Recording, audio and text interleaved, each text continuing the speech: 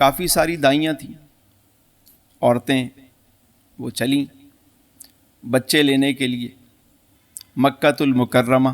اب ان میں ایک دائی کا نام تھا دائی حلیمہ، وہ بھی ساتھ جا رہی ہیں، لیکن پورے قافلے میں وہ سب سے زیادہ، ان کی سواری بھی کمزور، ان کی عمر بھی تھوڑی زیادہ تھی، اور بدن لباس بھی کوئی، باقی خواتین تو تیار ہو کے گئیں تاکہ بڑے بڑے گھروں سے بچے لے سکیں۔ اب قافلہ چلا، دائی حلیمہ کی سواری جو ہے وہ مطلب ایک اونٹنی تھی اور ایک اس میں گدھی تھی سواری کے لیے، وہ دونوں خوراک کی وجہ سے کمزور۔ اب بار بار قافلہ روکنا پڑتا اور وہ کہتے حلیمہ جلدی آؤ جلدی آؤ۔ وہ سواری ایسی تھی کہ دائی حلیمہ کو بسا اوقات اتر کے، مطلب سواری بوجھ نہیں اٹھا پاتی تھی تو اتر کے اس کو لے کے چلنا پڑتا تھا، اور قافلے سے ملتی پھر قافلے والے بڑے پریشان کہ یہ اب آ بھی گئی ہے اور گاؤں کی ہے، اب کیا کریں، اب مطلب خیر مکہ المکرمہ پہنچ گئے۔ دائیاں پہلے جیسے مکہ قریب آیا تو باقی دائیوں نے اسپیڈ بڑھا دی، بڑے بڑے گھروں میں چلی گئیں، اور جا کر انہوں نے، جب وہ ان کو پتہ چلا کہ بی بی آمنہ کے گھر بھی ایک بچہ ہے، مگر وہ بھی بہت سمجھ بوجھ والی ہوتی، کسی نے کہا کہ یتیم بچہ ہے۔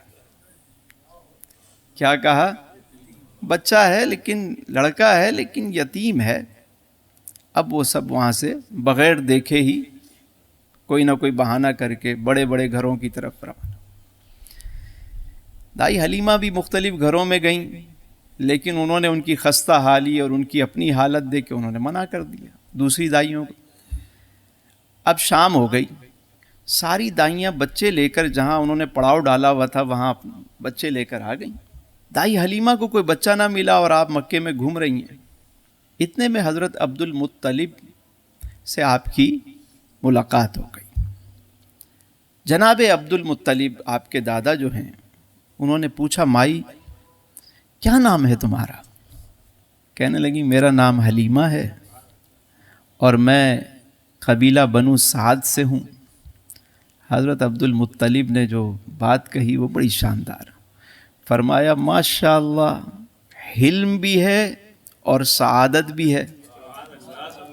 یعنی قبیلہ بنو سعد سے وہ سعادت اور حلیمہ سے حلم کا، واہ کیا خوب۔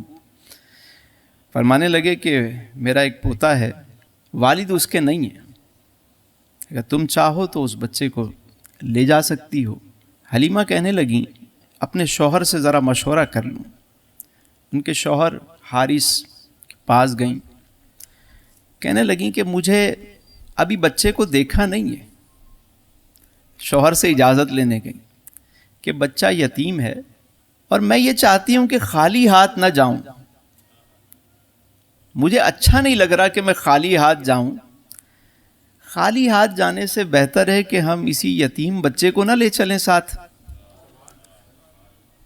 شوہر کہنے لگا کہ مجھے بھی یہی معلوم ہوتا ہے، ایسا ہی کرنا چاہیے۔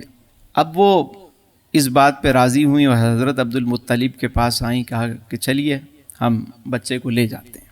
قسمت دیکھیے، قرآن کریم سورہ بقرہ میں اللہ تعالیٰ ارشاد فرماتا ہے کہ بسا اوقات، جس کا مفہوم یہی ہے کہ بسا اوقات تمہیں کوئی چیز بری لگ رہی ہوتی ہے، ممکن ہے وہ تمہارے حق میں بہتر ہو، اور بسا اوقات تمہیں کوئی چیز اچھی لگ رہی ہوتی ہے، ممکن ہے وہ تمہارے لیے بہتر نہ ہو، اور اللہ جانتا ہے تم نہیں جانتے۔ ٹھیک ہے؟ اب دیکھیے، دائیاں تو یہ سمجھ رہی تھیں کہ جو مالدار گھرانے ہیں ان کا بچہ لے جائیں گے تو مال ہی مال ہوگا، مال والے مال لے گئے اور محبت والے آمینہ کے لال کو لے گئے۔ تو قسمت کے سودے ہیں نا، کسے کیا ملے، جسے چاہا اپنا بنا لیا، جسے چاہا در پہ بلا لیا۔ یہ بڑے کرم کے ہیں فیصلے، یہ بڑے نصیب کی بات ہے۔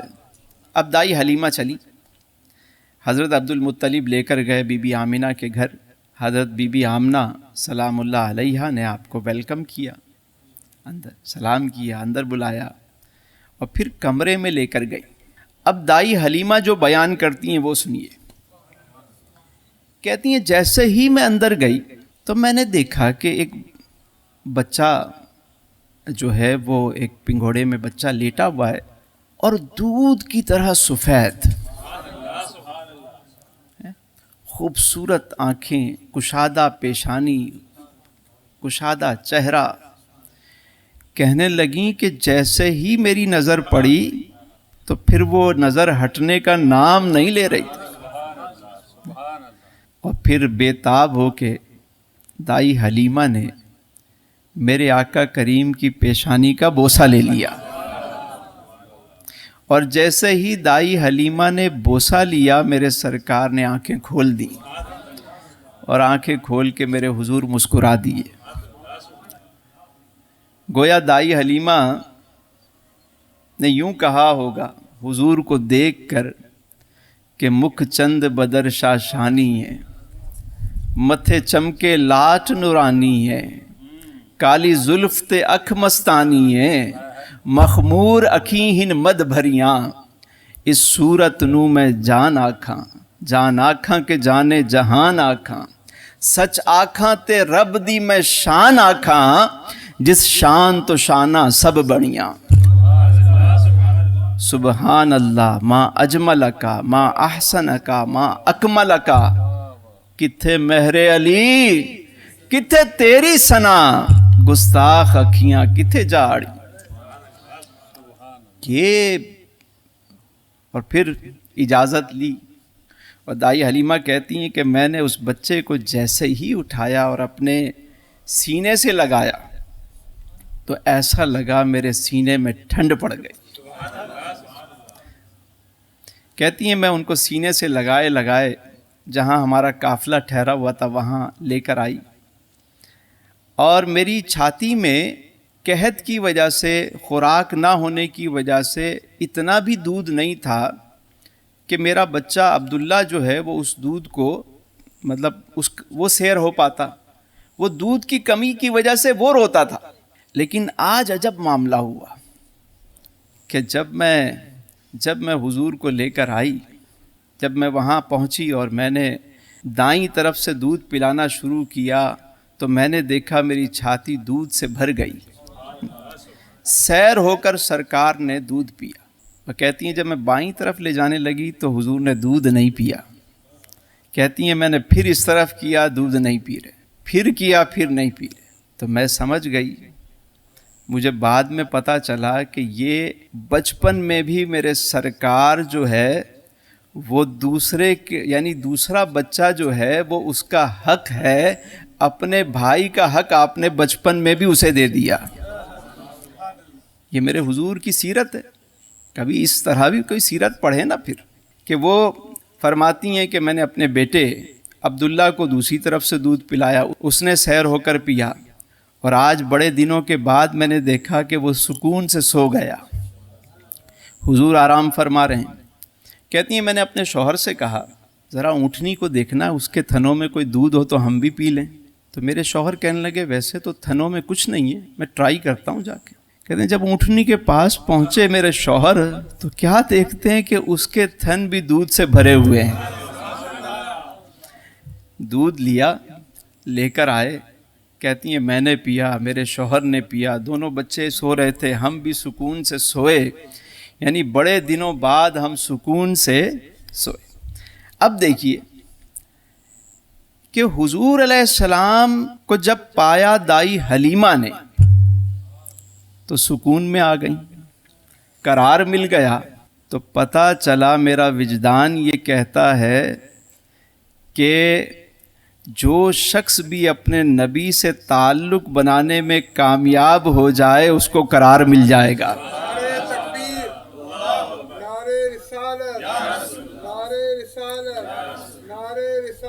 برکت مل جائے گی، رحمت ملے گی۔ تعلق بنا کے تو دیکھو، بعض لوگ کہتے ہیں ہم دین پہ چلیں گے بڑی مشکل ہوگی، دین تو بڑا مشکل ہے، حضور کی سیرت۔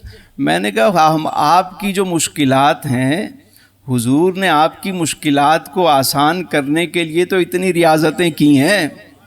مجھے آج کوئی ایک آدمی بتائیں جتنے بیٹھے ہیں, ہم میں سے کس نے پیٹ پہ پتھر باندھے آج تک؟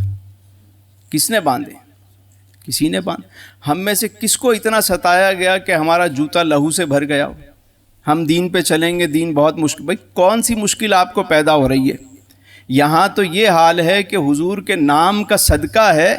ہم جیسے جو مطلب نہ عمل ہے نہ کوئی اور چیز ہے, ہم جیسا بندہ بھی جب یہاں بیٹھتا ہے اور حضور کا نام لیتا ہے, جب پانی مانگتے ہیں لوگ دودھ لے کر آتے ہیں, ہم چنے مانگتے ہیں لوگ بادام لے کر آتے ہیں.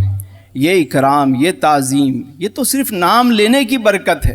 تم کبھی ان کے بن کے تو دیکھو کیسا کرم ہوتا ہے. دائی حلیمہ فرماتی ہیں کہ میں رات کو سو گئی, اب صبح اٹھی دائی حلیمہ, قافلہ تیار ہے واپسی کے لیے. قافلہ چل پڑا. کہاں چلا ہے قافلہ؟ واپس بنو سعد. اب دیکھیے کہ جو سواری آتے ہوئے سب سے آخر میں تھی, واپس جب میرے سرکار کو لے کر چلی وہ سواری تو سب سے آگے آگے ہے. وہ داہیاں کہنے لگیں, عورتیں کہنے لگیں, سعدیہ, حلیمہ, یہ کیا ہو گیا؟ ٹھہرو ٹھہرو, دور سے آوازیں لگا رہی. ادھر سواری ہے کہ وہ جھومتے جھومتے وہ رکنے کا نام نہیں لے رہی. روکا گیا. جب قریب ساری دائیاں پہنچیں, قافلہ پہنچا, حلیمہ کیا ہو گیا؟ اتنی رفتار, کیا مکے میں تم نے جا کے سواری بدل لی؟ حلیمہ سعدیہ کہنے لگیں, سواری تو نہیں بدلی, سوار بدل لیا ہے. سواری تو نہیں بدلی, سب سے آگے, سب سے آگے. تو جس سواری پر میرے حضور سوار ہوں, وہ سواری سب سے آگے قافلے میں ہو جائے تو یہ کیسے ہو سکتا ہے کہ کوئی امت حضور کے ساتھ اپنا تعلق مضبوط کرے اور وہ دنیا میں پیچھے رہ جائے؟ کیسے ہو سکتا ہے؟ ذرا سوچئے نا.